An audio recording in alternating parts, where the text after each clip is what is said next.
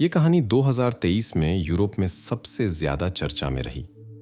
अजीब बात यह नहीं थी कि क्या हुआ, बल्कि इसमें शामिल लोगों की उम्र। इस घटना में शामिल लोगों के बीच झगड़े की वजह इतनी छोटी थी कि बड़े बड़े मनोवैज्ञानिक भी समझ नहीं पाए कि ऐसा कैसे हो सकता है। इस कहानी के कुछ लोगों के नाम इस वीडियो में छुपाए गए हैं, जैसा कि देश का कानून कहता है। लुइसा, जो आज की कहानी की नायिका है, जर्मनी में रहती थी और 2023 में 12 साल की हुई। वो अपने स्कूल में अच्छे नंबर लाती थी। लुइसा शर्मीली और विनम्र थी, जिसे उसके साथी कभी कभी कमजोरी समझ लेते थे। वो झगड़ों से दूर रहती थी, इसलिए कुछ बच्चे उसे तंग करने लगे। शुरू में उसने इसे अनदेखा करने की कोशिश की, पर समय के साथ हालात बिगड़ते गए। अपनी छोटी उम्र में ही लुइसा को बिना किसी कारण के लोगों की नफरत झेलनी पड़ी। कुछ लड़कियां उसे परेशान करने लगीं और ऐसा लगता था कि यह कभी खत्म नहीं होगा। लुइसा ने तय किया कि वो अपनी मुश्किलों से खुद निपटेगी। उसने अपने माता पिता को बताने या टीचर्स से मदद मांगने का फैसला नहीं किया। 12 और 13 साल की दो लड़कियां अक्सर स्कूल के बाद उसका इंतजार करती और उसे चिढ़ाते हुए घर तक छोड़ती थीं। वे ऐसा वक्त चुनती थीं जब बड़े लोग उनकी हरकतें नहीं देख पाते। क्लास में भी हालात आसान नहीं थे। छुट्टियों के दौरान वे लड़कियां लुइसा को दूसरे बच्चों के सामने बेइज्जत करने के तरीके ढूंढ लेती थीं, बिना टीचर्स को पता चले। पहले वे सब अच्छी दोस्त थीं, लेकिन एक झगड़े के बाद उनका रिश्ता खराब हो गया। लुइसा को उम्मीद थी कि सब ठीक हो जाएगा और वे फिर से पहले जैसी दोस्त बन जाएंगी, लेकिन हालात और बिगड़ते गए और कुछ महीनों में यह रोज का मामला बन गया। ऐसा लगता था जैसे वे लड़कियां जानबूझकर स्कूल आती थीं ताकि ये सब जारी रख सकें। लुइसा डरती थी कि उनकी हरकतों पर कैसे प्रतिक्रिया दे। फिर भी उसने उनसे बात करने की कोशिश की, पर कोई फायदा नहीं हुआ। सजा न मिलने से वे लड़कियां और भी ज्यादा उत्साहित हो गईं। कभी कभी वे शारीरिक रूप से भी परेशान करती थीं, लेकिन ऐसा चुपके से करती थीं ताकि उन्हें कोई सजा न मिले। इसलिए लुइसा को स्कूल जाने से डर लगने लगा। उसके माता पिता ने उसके मूड में बदलाव देखा।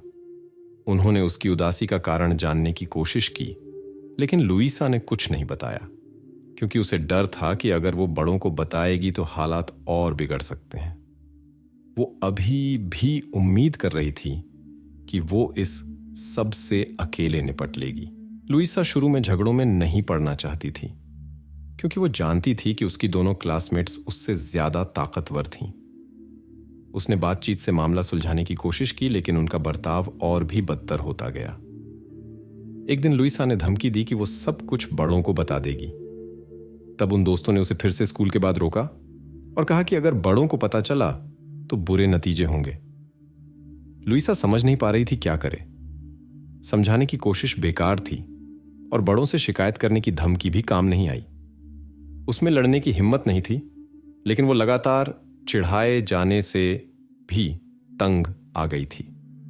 अगले दिन फिर वही हुआ। वे लड़कियां क्लास शुरू होने से पहले ही उसे तंग करने लगीं और पूरे दिन ऐसा करती रहीं। आखिरकार लुइसा ने कुछ अलग करने का फैसला किया। एक ब्रेक में वो एक टीचर के पास गई और उन्हें सब कुछ बता दिया। टीचर हैरान रह गए और तुरंत उन दोस्तों से बात की। लुइसा ने ज्यादा डिटेल नहीं बताई, इसलिए टीचर ने बस बातचीत की, ये सोचकर कि इससे मदद मिलेगी। लुइसा ने बताया कि हर ब्रेक में उसका पीछा किया जाता था और ऐसा लगा जैसे उसकी क्लासमेट्स को सजा का डर था। बातचीत के बाद वे चली गईं और दिन के बाकी समय उसे अकेला छोड़ दिया। लुइसा को राहत महसूस हुई और उसे लगा कि उसकी परेशानियां खत्म हो गई हैं। शुक्रवार 10 मार्च 2023 को जिन लड़कियों ने उसे लंबे समय से परेशान किया था, वे अचानक दोस्ती का हाथ बढ़ाने आईं। बाद में उन्होंने लुइसा को शनिवार को अपने घर आने का न्योता दिया ताकि वे साथ में समय बिता सकें और अपने रिश्ते सुधार सकें। योजना यह थी कि तीनों दोस्त मिलेंगी, चाय पिएंगी और कुछ साथ में देखेंगी।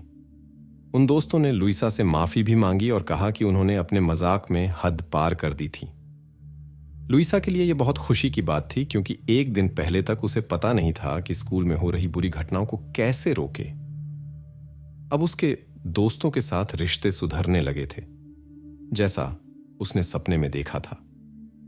लुइसा ने खुशी खुशी न्योता स्वीकार कर लिया और माफी मांगी कि उसने टीचर से शिकायत की थी। उसने समझाया कि वो बुरी परिस्थितियों को और बर्दाश्त नहीं कर पा रही थी, इसीलिए उसे यह कदम उठाना पड़ा। लड़कियों ने कहा कि वे समझ सकती हैं, दोस्ती में आई तनाव की स्थिति अब खत्म हो गई लग रही थी। 11 मार्च को शनिवार के दिन दोस्त मिली ताकि वे योजना के अनुसार शाम साथ बिता सकें। उस दिन लुइसा के माता पिता ने देखा कि उनकी बेटी में कितना बदलाव आया था। पिछले कुछ महीनों में वो अक्सर उदास रहती थी, ज्यादातर समय अपने कमरे में बिताती थी और लोगों से मिलने से बचती थी। वो स्कूल जाना नहीं चाहती थी, लेकिन अब सब कुछ बदल गया लग रहा था। लुइसा आखिरकार फिर से मुस्कुरा रही थी और खुश नजर आ रही थी। लुइसा की मां खुश थी कि उनकी बेटी फिर से मिलनसार हो गई थी और उसे अपनी दोस्तों के पास जाने की इजाजत दे दी। उन्हें झगड़े के बारे में पता था और वो खुश थीं कि लड़कियों ने अपनी दोस्ती फिर से बना ली थी। वो समझती थीं कि उनकी शर्मीली बेटी के लिए दोस्त बनाना कितना मुश्किल था, और ये बात उन्हें उतनी ही खुशी दे रही थी जितनी लुइसा को। लड़कियां एक दूसरे से ज्यादा दूर नहीं रहती थीं।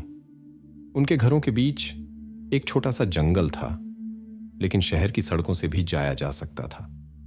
लुइसा हमेशा शहर के सुरक्षित रास्ते से जाती थी। दोपहर के खाने के बाद वो अपनी दोस्त के घर चली गई। जब लुइसा अपनी दोस्त के घर पहुंची तो उसने अपनी मां को फोन किया, ये बताने के लिए कि सब ठीक है। उसने योजना बनाई थी कि वो अपनी दोस्त के साथ कुछ घंटे बिताएगी और शाम 6 बजे से पहले घर लौट आएगी। लुइसा हमेशा जिम्मेदार थी और आमतौर पर इस समय सारिणी का पालन करती थी, लेकिन उस दिन उसे देर हो गई। लुइसा की मां चिंतित होने लगी और जब वो समय पर घर नहीं लौटी तो उन्होंने उसे फोन किया, लेकिन फोन का जवाब नहीं आया। 15 मिनट बीत चुके थे और लड़की अभी तक वापस नहीं आई थी। फोन करने पर कोई जवाब नहीं मिल रहा था और मैसेज पढ़े नहीं जा रहे थे। मां की चिंता बढ़ती जा रही थी और उन्होंने दोस्त के घर फोन किया। उसने कहा कि लुइसा 30 मिनट से ज्यादा पहले निकल चुकी थी और अब तक घर पहुंच जानी चाहिए थी। लुइसा के माता पिता ने कई बार फोन करने की नाकाम कोशिश के बाद उसे खोजने का फैसला किया। वे कार में बैठे और उस रास्ते पर कई बार चक्कर लगाया जिस पर उनकी बेटी को आना चाहिए था। उन्होंने रास्ते में आने वाली दुकानों की जांच की, लेकिन वो कहीं नहीं मिली। जिन लोगों से उन्होंने पूछा, उन्होंने किसी को नहीं देखा था जो लुइसा जैसा दिखता हो। इस पूरे वक्त उसका फोन बंद रहा। आखिरकार माता पिता ने पुलिस को बुलाने का फैसला किया। उन्होंने गुमशुदगी की रिपोर्ट दर्ज कराई और खोज के लिए सारी जरूरी जानकारी दी। लुइसा और उसके परिवार जिस छोटे शहर में रहते थे, वहां की जनता इतनी करीब थी कि 12 साल की लड़की के गायब होने की खबर से सभी लोग बहुत चिंतित हो गए। पुलिस अधिकारियों ने इस घटना को बहुत गंभीरता से लिया क्योंकि यह एक बच्चे का मामला था। हालांकि शहर में सिर्फ 17,000 लोग रहते थे। बहुत से लोग एक दूसरे को जानते थे, जो इस केस की अहमियत को और बढ़ा देता था। ज्यादातर लोगों के परिवार और बच्चे थे और उनकी सुरक्षा सबसे जरूरी थी। लुइसा की तलाश के लिए पुलिस ने मीडिया और स्वयंसेवकों की मदद ली, जिन्हें समुदाय से बहुत समर्थन मिला। मीडिया की रिपोर्टिंग ने खोज अभियान पर बड़े पैमाने पर ध्यान खींचा।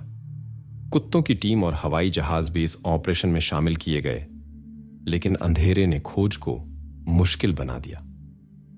अगले दिन स्वयंसेवकों और खोज टीमों ने गायब लड़की को ढूंढने की कोशिशें और तेज कर दी। साथ ही जांचकर्ताओं ने लुइसा की 2 दोस्तों से बात की, जिन्होंने उसे गायब होने से पहली शाम देखा था। लड़कियां स्वाभाविक रूप से परेशान और डरी हुई थीं। माता पिता भी चिंतित थे और अपने बच्चों की सुरक्षा के लिए डरे हुए थे। उस वक्त आसपास के कई लोगों को लगा कि कोई बच्चा चोर है। खोज का मुख्य केंद्र लड़कियों के घर थे, जबकि पुलिस उस स्कूल में जांच कर रही थी जहां तीनों बच्चे पढ़ते थे। एक संदेहजनक जानकारी यह थी कि लुइसा ने टीचर को अपनी दोस्तों के बारे में बताया था, लेकिन यह सब बेमानी लग रहा था और कुछ भी संदेहजनक नहीं मिला। रविवार दोपहर को स्वयंसेवकों का एक समूह लड़कियों के घरों के बीच जंगल से होकर गुजर रहा था। इस जंगल में एक रास्ता था जो लुइसा के घर का छोटा रास्ता था। हालांकि वो कभी इस रास्ते से नहीं गई थी, फिर भी यह तय किया गया कि इस संभावना की जांच की जाए। यह सही फैसला साबित हुआ। लुइसा के घर से लगभग 3 किलोमीटर दूर पुराने रेलवे स्टेशन के पास लड़की को पाया गया। उसके सिर पर एक प्लास्टिक का थैला था और उसके कपड़े बहुत गंदे थे। जांच से उसकी पहचान हुई। वो गायब लुइसा थी। डॉक्टरी रिपोर्ट में कई चोटें दिखाई दी। जांचकर्ताओं को लड़ाई के निशान मिले, लेकिन कोई ठोस सबूत नहीं मिल सका। सबसे अहम बात यह थी कि वहां और कुछ नहीं मिला, जिससे अपराधी को ढूंढना बहुत मुश्किल हो गया। अधिकारियों के मुताबिक उन्हें ऐसे व्यक्ति से वास्ता पड़ा था जिसे लड़की से बहुत नफरत थी। सबूतों से लग रहा था कि यह व्यक्ति बहुत गुस्से में था। उसने अपना अपराध बड़ी बेरहमी से किया, बिना कोई भावना दिखाए। ऐसा लगता था कि शायद किसी निजी कारण से इतना गुस्सा आया हो। जांचकर्ताओं ने लुइसा के आसपास के लोगों की ज्यादा बारीकी से जांच शुरू की। वो एक शांत और विनम्र लड़की थी, जो कभी गलत लोगों या खतरनाक इंसानों के संपर्क में नहीं आई थी। उसकी कोई बुरी आदत नहीं थी और न ही कोई मानसिक बीमारी। लुइसा एक अच्छे और सम्मानित परिवार से थी। उसके माता पिता का भी कानून या समाज से कोई पंगा नहीं था। जांचकर्ताओं ने तय किया कि वे फिर से लुइसा की दोस्तों से बात करेंगे, जो उस वक्त 12 और 13 साल की थीं। उन्हें उम्मीद थी कि शायद लड़कियों ने कुछ अजीब देखा हो, जैसे कि कोई लुइसा का पीछा कर रहा हो। लेकिन दोस्तों ने कुछ भी असामान्य नहीं देखा था। फिर भी इस बातचीत से कुछ पता चला। जब पुलिस वाले सवाल पूछते रहे तो एक लड़की से और बर्दाश्त नहीं हुआ और उसने मान लिया कि वे ही इसके लिए जिम्मेदार थीं। फिर उसने अपना चेहरा हाथों से ढक लिया और रोने लगी। ये खबर इतनी हैरान करने वाली थी कि शुरू में जांचकर्ताओं को भी लगा कि ये कोई मजाक है, लेकिन लड़की रोते हुए कह रही थी कि वो सच बोल रही है और अपने माता पिता से माफी मांग रही थी। आमतौर पर पुलिस तुरंत उस व्यक्ति को गिरफ्तार कर लेती है जो अपराध मान लेता है, लेकिन इस बार मामला 12 और 13 साल की 2 लड़कियों का था और देश के कानून के मुताबिक वे अपराध के लिए जिम्मेदार नहीं थीं। इस खबर ने छात्राओं के माता पिता और स्थानीय समुदाय को हिलाकर रख दिया। बच्चियों से बात करने के बाद, जिसमें उनके माता पिता और वकील भी मौजूद थे, उस लड़की की बात की पुष्टि हो गई जिसने पहले स्वीकार किया था। उसकी दोस्त ने भी अपनी भागीदारी मान ली। लड़कियों ने विस्तार से बताया कि क्या हुआ था और समझाया कि वे कुछ महीनों से छोटे छोटे झगड़ों के कारण अपनी पुरानी दोस्त को पसंद नहीं करती थीं। वे बहुत गुस्सा हो गईं जब लुइसा ने टीचर को उनके व्यवहार के बारे में बताया। लड़कियों को लगा कि उनकी हरकतों का कोई नतीजा नहीं होगा, लेकिन इस डर से कि कहीं माता पिता को स्कूल न बुला लिया जाए, उन्होंने कुछ करने का फैसला किया। उन्होंने लुइसा को सुलह के बहाने अपने घर बुलाया ताकि उसका भरोसा जीत सकें और उसे बड़ों से दूर रख सकें। योजना ये थी कि सारे मतभेद एक बार में सुलझा लिए जाए। जब लुइसा मिलने आई तो लड़कियों ने पहले उसका विश्वास जीता। उन्होंने चाय पी और इंटरनेट पर कुछ वीडियो देखे। सब कुछ अच्छा चल रहा था। जब लुइसा घर जाने के लिए निकली तो बड़ी लड़की ने सुझाव दिया कि वे उसे जंगल के रास्ते से छोड़ देंगी और बताया कि यह उसके घर का छोटा रास्ता है।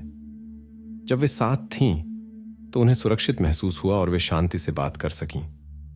लुइसा, जो नहीं जानती थी कि आगे क्या होने वाला है, मिलने के लिए राजी हो गई। यह आखिरी बार था जब लुइसा के माता पिता ने उसे देखा। उनके मुताबिक यह शाम के 5:30 के आसपास की बात थी। लड़कियां घर से निकलीं और थोड़ा आगे चलीं ताकि लोगों का ध्यान न खींचें। कुछ देर बाद दोस्तों ने लुइसा पर धोखा देने का आरोप लगाया और उनके बीच बहस शुरू हो गई। उनमें से छोटी लड़की ने अचानक कुछ करने का फैसला किया। लुइसा ने अपना बचाव करने की कोशिश की, लेकिन बड़ी दोस्त ने भी हमला कर दिया। इसके बाद वे लुइसा को वहीं छोड़कर चली गईं। जांचकर्ता पहले तो यकीन नहीं कर पाए कि क्या हुआ था, क्योंकि लड़कियां सामान्य परिवारों से थीं और उनका कानून से कोई पंगा नहीं था। शुरू में सोचा गया कि कोई बड़ा लड़का भी शामिल था, लेकिन लड़कियों ने जोर देकर कहा कि वहां और कोई नहीं था। जांच के लिए सबूत इकट्ठा करने और फिंगरप्रिंट और डीएनए की तुलना करने की जरूरत थी। लड़कियों ने माना कि उन्होंने सब कुछ पास के जंगल में फेंक दिया था, लेकिन उन्हें सही जगह याद नहीं थी। वे लुइसा को पुराने रेलवे स्टेशन तक ले जाने में कामयाब रहीं, जहां बाद में उसे पाया गया। इस मामले में इस्तेमाल की गई लगभग हर चीज घटनास्थल के पास फेंक दी गई थी। जांचकर्ताओं ने पूरे इलाके की अच्छी तरह तलाशी ली, फिर भी पुलिस कोई महत्वपूर्ण सबूत नहीं ढूंढ पाई। लड़कियों के मुताबिक वो एक रसोई का सामान था जो इस मामले में एक अहम सबूत हो सकता था। इससे साफ पता चल जाता कि घटना के दौरान किसने इसे पकड़ा था। पुलिस को अभी भी लगता था कि लड़कियां कुछ छिपा रही हैं और उन्हें उम्मीद थी कि कोई तीसरा व्यक्ति मिल जाएगा जिसने कोई निशान या फिंगरप्रिंट छोड़े होंगे। फिर भी लड़कियां अपनी कहानी पर अड़ी रहीं। आखिरी फैसला अपराध विशेषज्ञों और फॉरेंसिक डॉक्टरों के हाथ में था। लुइसा के हाथों पर ऐसे निशान मिले जो बताते थे कि उसने अपना बचाव किया था। वो तब तक लड़ी जब तक वो कर सकती थी, जब तक वो गिर नहीं गई और सब खत्म नहीं हो गया। जांच से पता चला कि घटनास्थल पर सिर्फ 3 लोगों का डीएनए मिला था, लुइसा का खुद का और दोनों मान्य छात्राओं का। आखिरकार पुलिस ने लड़कियों के बयान को सच माना। किसी और व्यक्ति के वहां होने का कोई सबूत नहीं मिला।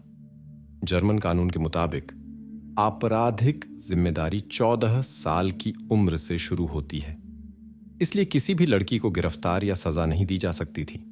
फिर भी सारे कागजात युवा कल्याण विभाग को सौंप दिए गए, जिसे बच्चियों के साथ आगे काम करना था। सोमवार को स्कूल फिर से खुला, जहां ये बच्चियां पढ़ती थीं। मनोवैज्ञानिक आए ताकि डरे हुए छात्रों को मदद और सहारा दे सकें। विशेषज्ञ 3 दिनों तक स्कूल में रहे और पढ़ाई टाल दी गई। उन्होंने उन छात्रों से बात की जो सबसे ज्यादा प्रभावित थे और कक्षाओं में सामूहिक बैठकें की। मनोवैज्ञानिकों ने शिक्षकों की मदद की ताकि वे बच्चों से संपर्क बना सकें और उनकी स्थिति को समझ सकें। 3 दिनों के बाद भी उन्होंने छात्रों से मिलना जारी रखा। इसके बाद पढ़ाई सामान्य रूप से फिर से शुरू हो गई। सम्मान दिखाने के लिए पूरे शहर में राष्ट्रीय झंडे आधे झुके हुए थे। 22 मार्च को माता पिता की इच्छा पर एक निजी विदाई समारोह हुआ। जहां लुइसा मिली थी, वहां शहर के लोगों ने एक अस्थायी स्मारक बनाया। पता चला कि लड़कियों को जो हुआ उसका कोई गहरा अफसोस नहीं था। हालांकि वे पुलिस के सामने रोई थीं, वे जल्दी ही सामान्य हो गईं और कोई खास सहानुभूति नहीं दिखाई। अगले दिन ही उन्होंने वीडियो पोस्ट किए जिनमें वे अपनी खिड़कियों में नाच रही थीं। बाद में कई शिकायतों के कारण उनके अकाउंट हटा दिए गए। वे अपने उम्र के साथियों से शांति से बात कर रही थीं, जैसे कुछ हुआ ही ना हो। जानकारी मिली कि उन्हें कुछ समय के लिए युवा प्राधिकरण को सौंप दिया गया था, जहां मनोवैज्ञानिक और मनोचिकित्सक उनके साथ काम कर रहे थे। यह जानना जरूरी था कि क्या उन्हें कोई मानसिक समस्या थी और क्या उन्हें इलाज की जरूरत थी। देश के कानूनों के अनुसार उन्हें इस घटना के लिए जिम्मेदार नहीं ठहराया जाएगा। अभियोजन विभाग द्वारा चलाई गई जांच पूरी हो गई है और मामला बंद कर दिया गया है। किसी और पर शक करने का कोई सबूत नहीं मिला। अभियोजक ने कहा कि इस मामले में भावनाओं ने एक महत्वपूर्ण भूमिका निभाई। एमी के माता पिता बहुत दुखी थे और इस फैसले को स्वीकार नहीं कर पा रहे थे। वे इस बात को बर्दाश्त नहीं कर पा रहे थे कि दोषी बिना सजा के छूट जाएंगे। उनका गुस्सा और सक्रिय कार्रवाई ने इस घटना पर जनता का ध्यान खींचा। इस स्थिति पर हर स्तर पर चर्चा हुई और जर्मन कानूनी व्यवस्था की कमियों का सवाल उठा। लोग नाराज थे कि ऐसी घटनाओं की इजाजत देने वाली कानूनी व्यवस्था दोषियों को उचित सजा नहीं दे सकती। जनता के गुस्से के कारण घटना में शामिल बच्चों के परिवारों को शहर छोड़ना पड़ा। इन बच्चों के माता पिता की स्थानीय लोग लगातार आलोचना करते थे, जो इस घटना से परेशान थे और उनके पास रहना नहीं चाहते थे। आखिरकार अनुकूल न होने वाली परिस्थितियों के कारण परिवार चले गए। इस बीच बच्चे खुद एक सरकारी संस्था में रह रहे हैं और उनके माता पिता उनसे संपर्क में हैं। आखिरकार इन बच्चों के माता पिता ही हैं जो अपने बच्चों के कामों से सबसे ज्यादा पीड़ित हुए हैं। जर्मनी के सख्त कानूनों के कारण जो गोपनीयता की रक्षा करते हैं, इस मामले के विवरण लंबे समय तक अज्ञात रहे।